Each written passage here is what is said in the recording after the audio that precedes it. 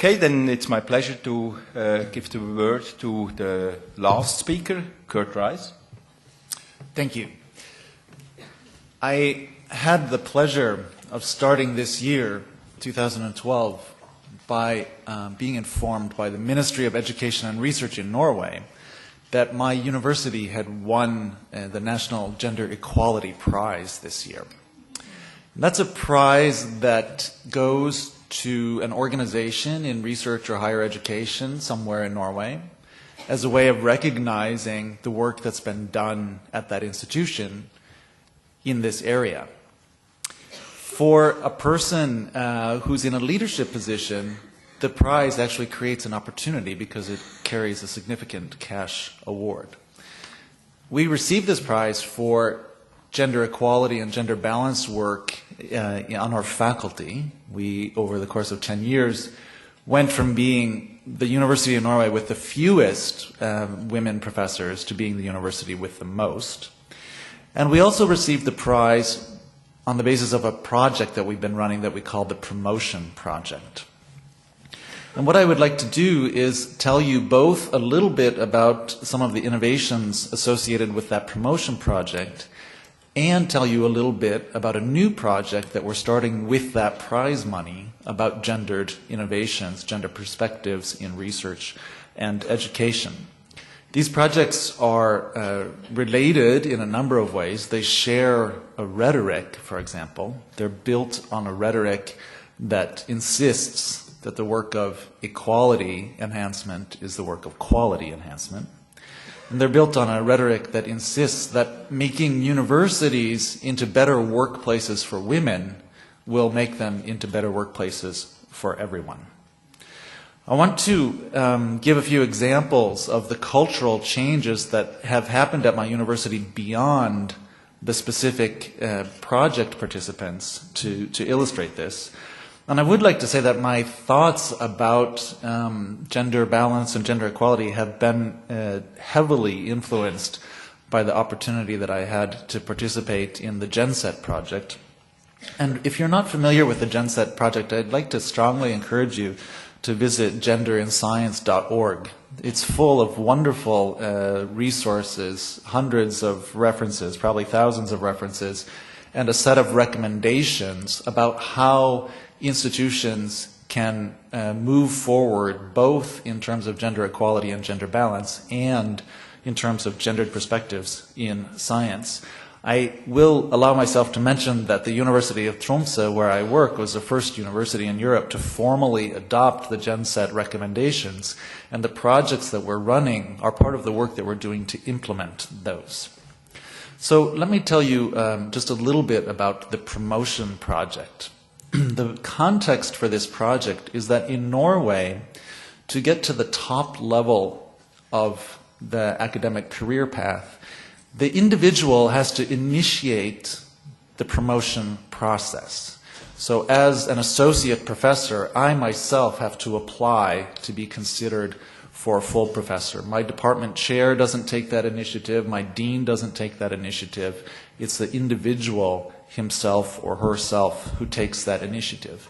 That system already invites the opportunity for seeing sex differences between the ways that men and women respond to that kind of requirement. And I would say that in academic careers in general, the importance of self-promotion in various contexts is an example of a structure of these careers that plays itself out differently for men and women.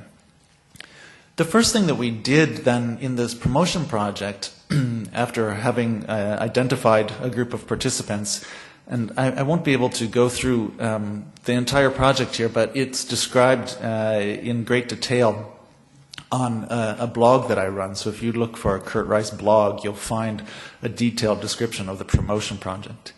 But the first innovation that we did in this project is that we simulated the promotion experience. So we took a group of about 50 women who were associate professors and their chairs and deans, And we trained them specifically to prepare for the promotion process. And we actually simulated that quite realistically. So the participants worked out the carefully detailed letters of promotion that are required. They put together the portfolio. We engaged external experts and asked them to write a report of exactly the same type we would write in a real promotion situation. And we also asked them to specifically state for the individual what she needed to do to be able to get to the point where she could apply for promotion.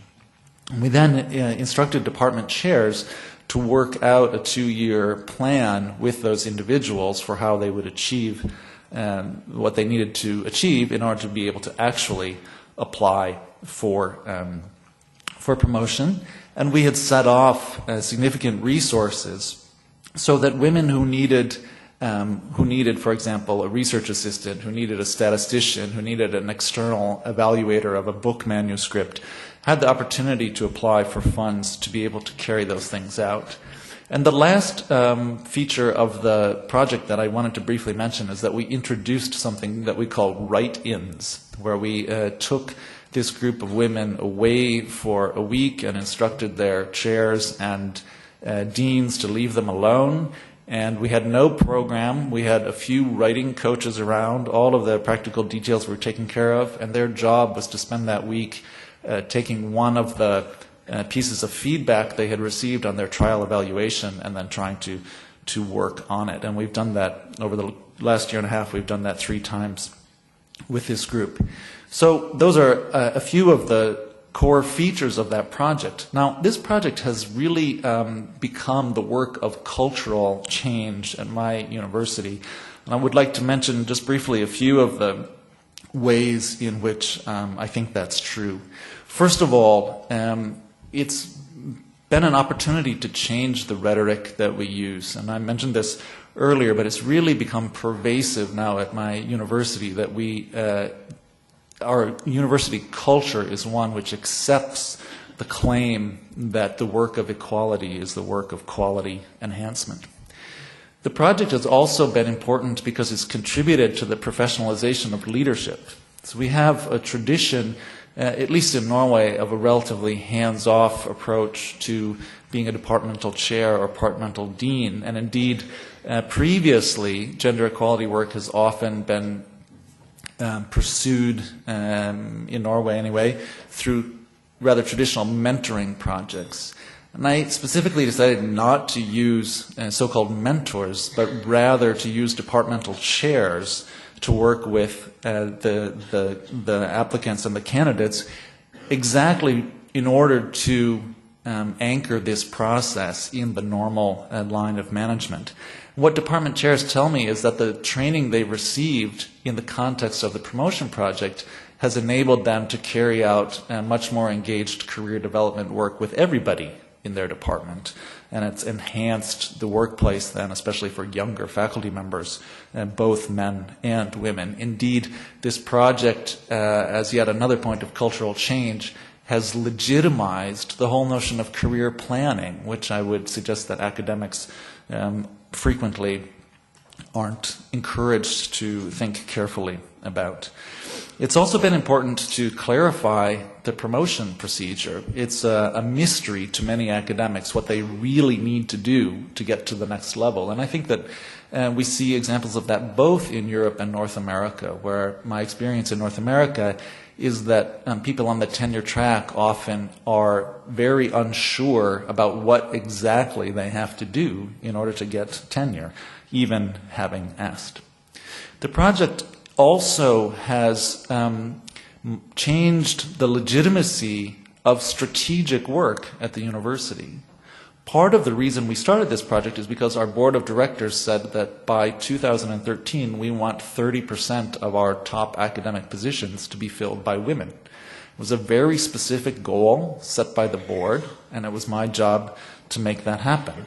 And because we've been able to do this in a way that has been interesting and exciting for everyone on campus, it gives, as I said, increased legitimacy to any kind of strategic task. And finally, I would say that it's been a culture-changing experience because we know that our reputation has been significantly enhanced through the visibility of this work, and that contributes in a number of ways, not least of all to recruiting. So I just recently, a week ago, got the most current numbers, and at the top of the academic career at the University of Tromsø in 2001, 9% of the people there were women, and this year 35% are women. So we've made, thank you. So we've flown past our goal of getting to 30% by 2013, and change is possible. With focused, committed, deliberate work, change is possible. And in light of that, inspired by that, encouraged by that, I wanted to try change in a different area, in the area of gendered science. So, as I said, we took the prize money, which is several €100,000, and we started a new project very recently to work within the university to increase awareness and engagement about gendered perspectives in science and in teaching. And we've heard some wonderful examples of that kind of work this morning, so I don't need to be too concrete. I would like to say, however, that from my perspective in a vice-rector's position, I want to be clear with you about what my goals are. And of course, one of my goals is that I understand that introducing these perspectives into our research and our curricula are quality-enhancing moves. But I also have other goals. For example, the Research Council of Norway says that gendered perspectives will be a point of evaluation in all applications to all programs. Horizon 2020, I hope, will be approved with a requirement for including gendered perspectives in research programs. Because of those kinds of requirements, I know that my university will experience a competitive advantage in those competitions if I'm able to train my faculty members to introduce gendered perspectives into their research projects. I want to succeed in those contexts. I want that competitive advantage, and this is one strategy for getting it. So I'm engaged in working on that. I'm interested in working on that. So how have we started? We started through because of our awareness, actually through the GenSet, of the Gendered Innovations project that several people here are involved in, and that's led by Londa Schielinger. And Londa was just recently in Tromsø, only a few weeks ago, to carry out a kickoff seminar on gendered perspectives in research. I announced that seminar, and I announced at the same time that funds would be available to research groups to develop their projects in this direction, but only to groups that participated in that seminar. There was a tremendous turnout, and it was a very exciting day. I had the experience during that day of seeing a discovery in front of my very eyes, of seeing talented, skilled researchers who just hadn't thought about these things understand new things about their own projects. A fellow from the medical school could come in and tell that he had just received results from a bone marrow transplant project that he had done with mice, where he had done bone marrow transplants with many, many mice, and he had lost all of the male mice. And he was mystified by that. On the Gendered Innovations website that several people have told you about, there's actually a case study there about stem cell work. And he had had a look at that before the seminar. And he realized that the donor mice he had used were all female mice. And he started to wonder if that was an effector. I had an email from him this morning telling me that he had gone back and looked at his earlier protocols and seen all sorts of patterns and new situations where he realized that he had to study much more carefully the sex differences between donor and recipients in bone marrow transplants. That was a discovery that he had at this seminar. Now, what I've done with these funds that we received is that I've advertised what Norwegians call Professor 2 positions. They're kind of consulting professorships, let's say, where a person from another institution has a small engagement. And I've advertised those internally then on campus, where the idea is that existing research groups can apply to get one of those positions to bring somebody in who will be able to add a gendered perspective to the research that they're already engaged in. We have a strong history of using these consulting professorship positions in Tromsø for gender equality work. We regularly advertise a pool of such positions that are earmarked for women. So groups can apply for them, but they must hire a woman into those positions. Now we are moving in the direction of using them, well, we've started using them now, to add to gendered perspectives in research groups. The project's just starting. I don't have results to tell you. I can tell you that there's significant interest and engagement, and the groups see this as an opportunity for a quality enhancement of their research. It's crucial, of course, to do this training. It's crucial to give economic support.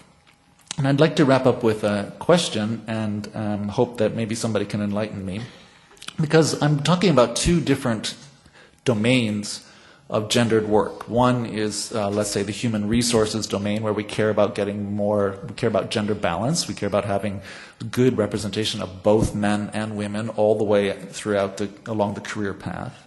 And the other one is that we're talking about gendered perspectives in research, and what I don't know is if there's a connection. That connection could be, for example, if research groups that have gender balance are more likely to include gendered perspectives in their research questions. I've tried to find research about this. I've talked to Londa Schiebinger and others about this. I don't know of any, and I would love to know about it. So let me just conclude by saying that a focus on quality, a focus on gendered perspectives and careers, and the quality enhancement that offers can lead to cultural change. And I think that's a crucial part of making these issues for everyone and not just issues for women. The core challenge, as I see it, and the cultural development we want to make is to move away from the idea that we're engaged in the work of gender equality, gender balance, and gendered science because it's the right thing to do, and instead replace that with the view that the work of gender equality, gender balance, and gender perspectives is the smart thing to do. Thanks.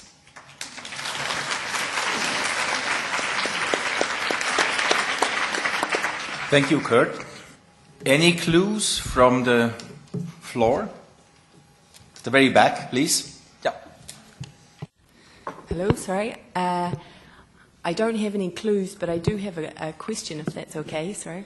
I'm Gemma Irvine from the Irish Research Council, and we're currently looking at all of our terms and conditions because we've recently merged into one council. We used to be Humanities and Social Sciences, and then the Sciences, and so it's a great opportunity for us, I think, to have a look at these issues and basically forge a new path. So my question is, in regards to the funds that were put up for the researchers to incorporate a gender perspective into their research and their attendance at the seminar, which I think is a fantastic idea, what were they going to use that funds for? Was that to get the gender expert to advise on their project? And how much funds were you giving up for them to do this?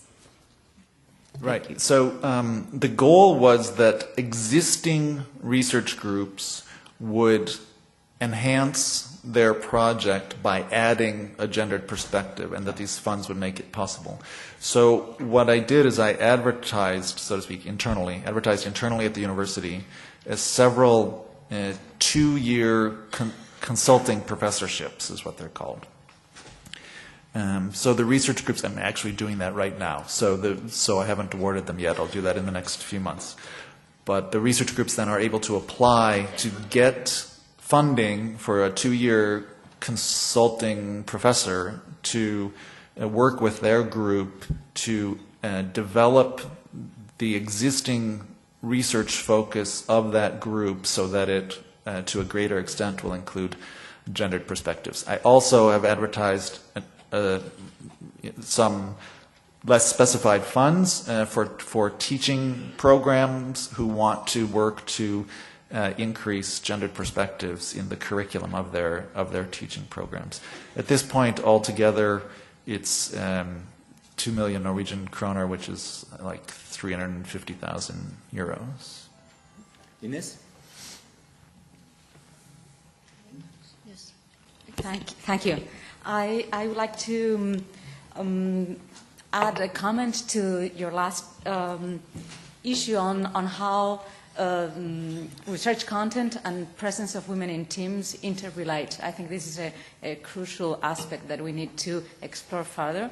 There is some research that shows, for instance, this has been done by Professor Cecilia Castaño in Spain from the UOC. She has worked in the TIC, in the communications information technology sector, and she has made research on what's the impact of having mixed teams of men and women, and she has found out that the impact in terms of the standard scientific quality measures of publications, impact, as was explained a while ago, it was better, it was improved in teams where there were more women. Well, that were more diverse. It's not exactly the relationship with the inclusion of the gender topics, but it's an indicator of how gender diversity brings a difference to performance. And then I just very briefly would like to make a comment that I wasn't able to do in the previous in response to our colleague from Nigeria. She mentioned the issue of women's rights. And while we like to stress the importance of quality and efficiency of having more women, this is a very powerful argument, and it is very politically useful argument. But I think that we must not forget, particularly in Europe, where the Treaty of Amsterdam and all our European regulations stress that equality and human rights are the base of our Constitution is the base it's the legal base on which we build all our policy, including science policy. So we cannot forget the argument that our colleague from Nigeria has reminded us.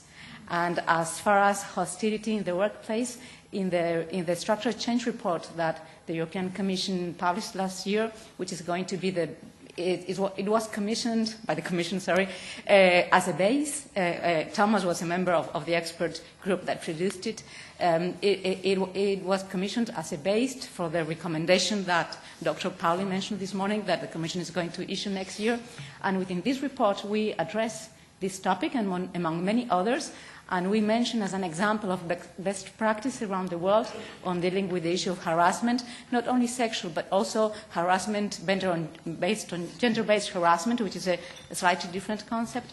The example of the University of Stanford, where everybody has to take compulsorily a training course where what harassment behaviors are, how defined, and how to proceed in case. And it's compulsory, everybody has to take it online every year. So there are many more examples. I'm just pointing out to this one. Thank you.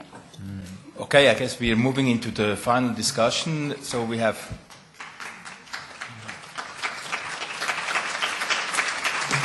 So first of all, I would like to thank all the speakers on the podium for their self-discipline contributions. As far as time is concerned, so we have number 1, Elizabeth, number 2, and you are number 3. And then maybe Kurt and you may take over for the final discussion. Thank you. Okay, thank you.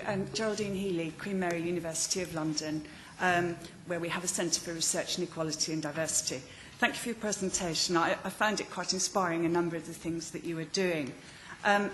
We have done research on Scandinavian academics who underperform in terms of their career development and achievement to chairs compared to their world standing on gender.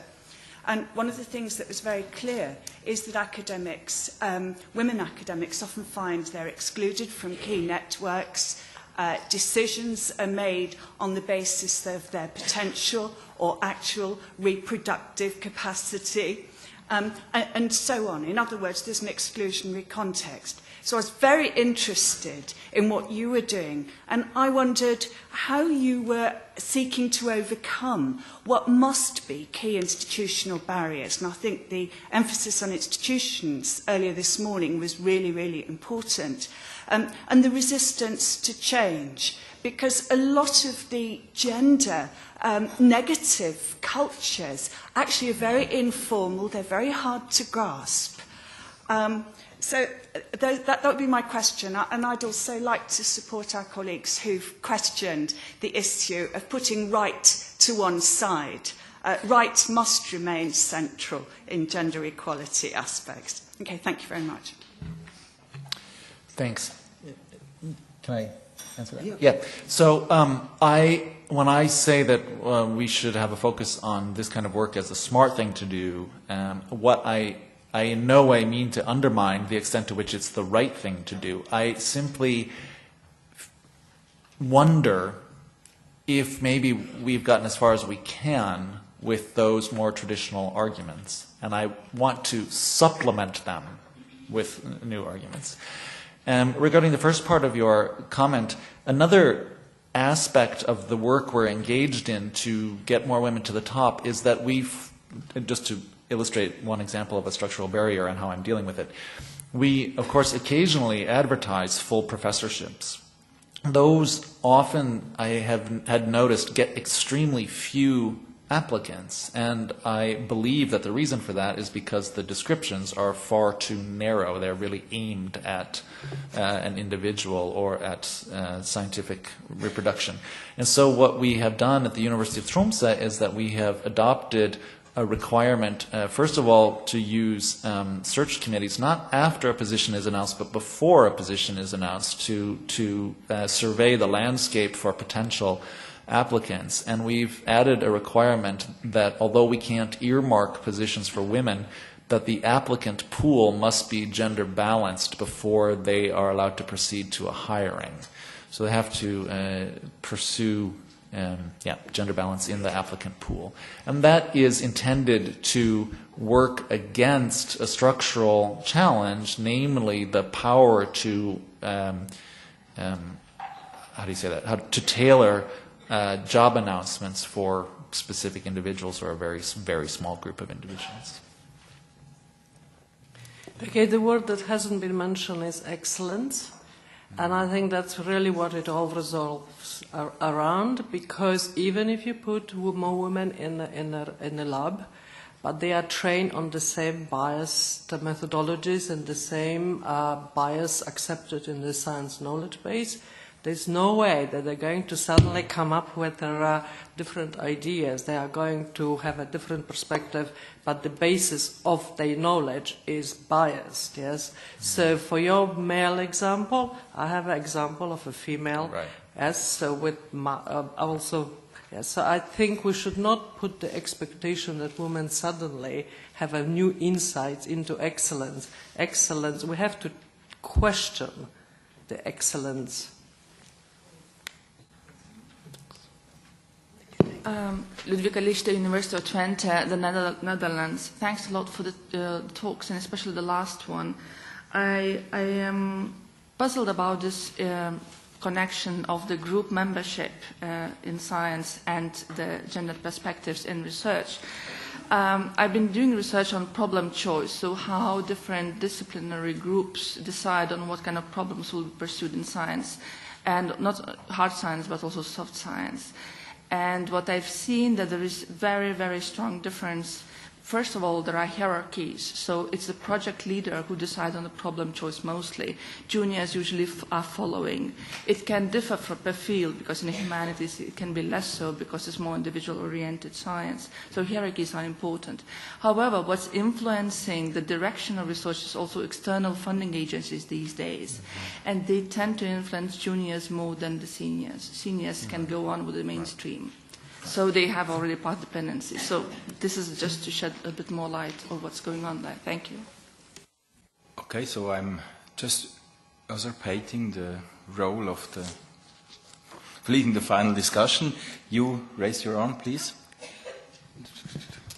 Okay, Silvia Ciotti from Italy, from the Eurocrime Independent Research Center. Just two very, very brief remarks. The first one, I don't know the situation in other countries, but in Italy, for instance, the problem is not having women performing research, working in the universities and so on. Also, if you look at the approved projects, you can see a lot of women there, but you can just see that all the person in charge are men.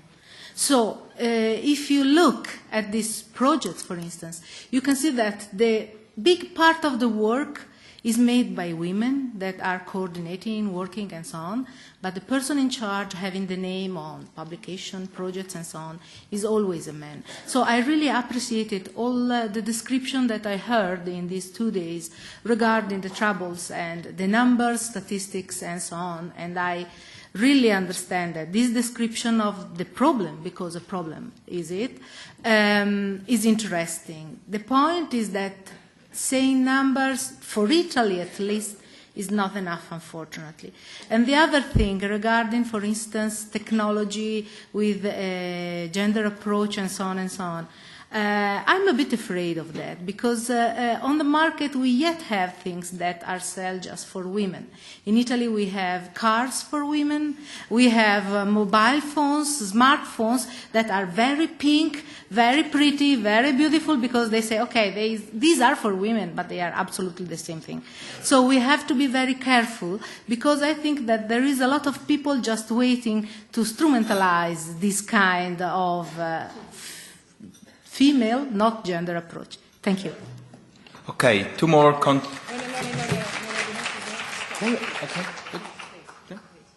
Okay, so maybe Elizabeth, a final remark. Well, thank you very much for your contributions. I'm sorry that we have to stop here, but let's hope that some of the comments will be further discussed during lunch, which will be served outside in a few minutes already. Then, please. You have the final remark. Thank you. I have the honor to close these wonderful 1.5 days, and I would like to say some things and then ask for your opinion. I couldn't help myself when I was thinking about the sort of general picture that emerged these last 1.5 days. I kept thinking of a Chinese proverb. I don't know if you know it. It says, "Women hold up half the sky." And Half the Sky is also the title of a wonderful book, and if you haven't read it yet, you really should, by 2 American journalists, Wu Dun and Christoph, who describe the trials and tribulations of a number of women in absolutely terrible situations and their strength to get out of them. And if you read that, you really realize how this world does discriminate women and how incredibly pervasive this problem is. And they call the backward position of women globally the #1 issue of the modern times, and I totally believe that that's true. So it's no wonder that when we look at science in the Western world, in Europe and America, we see the same patterns. And I think that's one of the things we can all decide after this gender summit and the last one, that there are 2 major issues. One is that women get discriminated against. There's a very pervasive bias in science that makes it very hard for them to reach leadership positions. And it starts really early. And one issue that actually wasn't present in this gender summit, but certainly was present last year, was the issue of peer review in journals, that the editors often don't send out, especially of very popular journals, very high impact journals, don't even send out certain manuscripts to reviewers. So there may be potentially huge biases in the desk research and the desk assessment that editors do in journals like The Lancet and PLOS ONE. And all the editors actually were basically acknowledging that this may be an issue we're never looking into. So if you look at the science careers of women, there's bias in their promotion, which is incredibly well documented.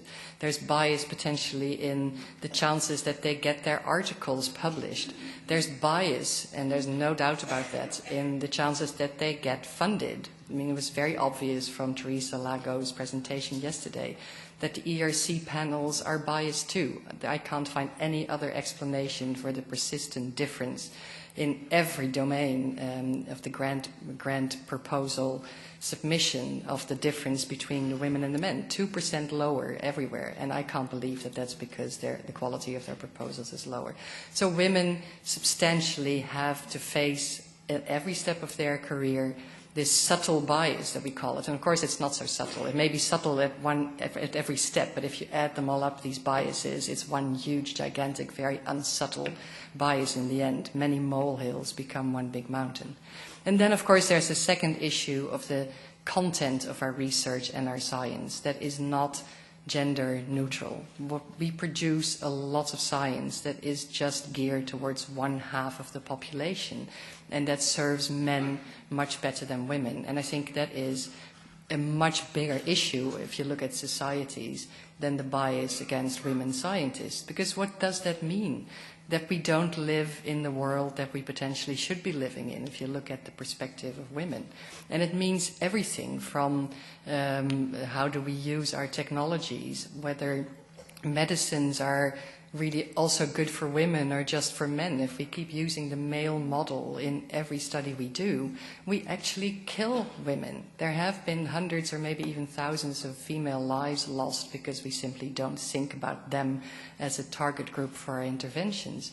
It's the same in policies and in political situations. We're very aware nowadays that women are so important in peacekeeping efforts, and they're just not being used. All their energies and strengths are not being seen. So on a global level, we're so incredibly underserving half of our society, half of the women that do keep up their part of the sky. So I think we all realize that this is an issue that needs to be addressed urgently. And I think we also all realize that we need the policies. We need funding agencies. We need our parliament. And we also need the EU Parliament and Commission to step in and do things. And we've had wonderful examples from Austria, from Norway, from other countries of how important it is that the funding agencies and the policy-making bodies say, okay, now we're going to put this on the agenda.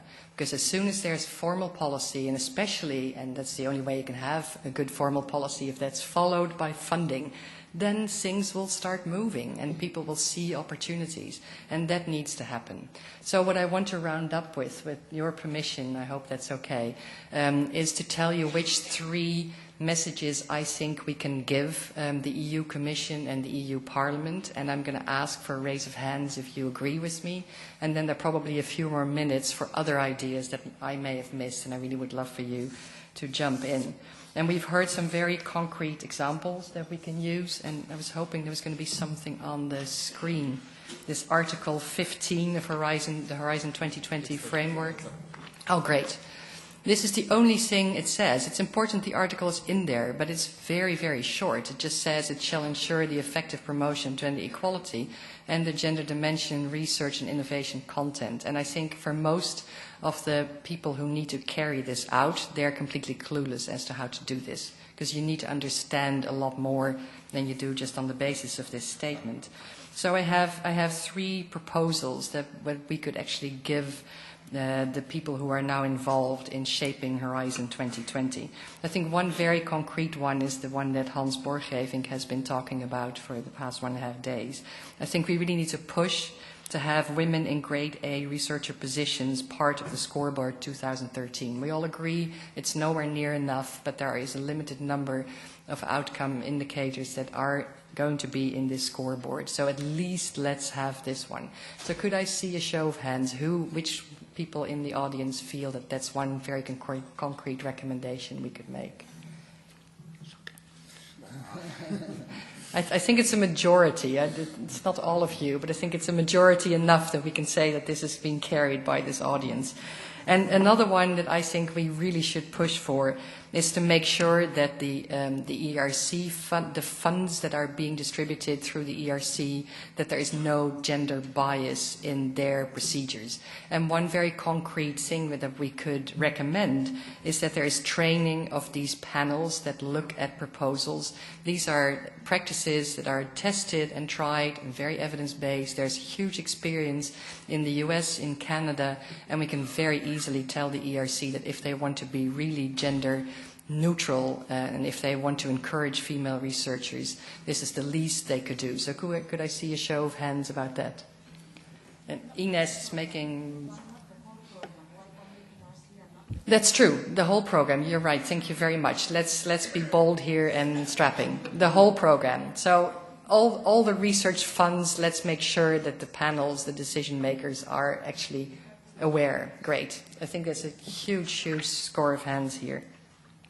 And then the last thing, the gender angle in science. I think like the Norwegian Research Council, the Horizon 2020 and all the programs also could add that requirement that if applicable, and in many cases it is, the gendered angle in science needs to be one of the measures. If applicable, but I think it's very often applicable. Why don't you add something, Ines? I think I'm missing a point here. I would suggest that this is made a bit more specific because these articles have been already written in forms of amendments, and they have been discussed here in the Parliament, they have been discussed by governments, they have been discussed in the environment of the Commission. So the articles... Are we too late? The articles, I don't think we are late, and so I think that we need to be specific about what articles should be included in the final regulations. Okay, so we're going to study which articles we can include. Yeah, it's articles 12 and 13. Okay. But the general principle of trying to include as much as possible the gendered angle in that's science. That's what these two articles exactly cover. Okay, they are the specific implementation of this general recommendation at the beginning. Okay. But this is the very wide sentence which doesn't have applicability. Exactly, so we need to move towards applicability. Articles 12 and 13 are the ones that are really important for effective implementation. Okay, so who is in favor of supporting that recommendation? Hands, please. Great. Okay, so if I'm missing points, if you think it should be more pinpointed, go to Elizabeth in the break, speak to Ines, and I think we can work this out. So I think instead of taking many more questions, because we're already at the time, maybe we should just wrap the whole symposium up. I think it's been absolutely wonderful. I want to thank you all. I want to thank the colleagues from the National Science Foundation for bringing in their perspectives. I think it's going to be wonderful to upgrade this wonderful summit even more next year. So I urge you all to come to the US. I'm sure you'll be invited by Elizabeth and her group once it's coming. I thank you for being here and sharing with us all your knowledge and experience. And let's keep this movement going and let's stick together. Thank you very much.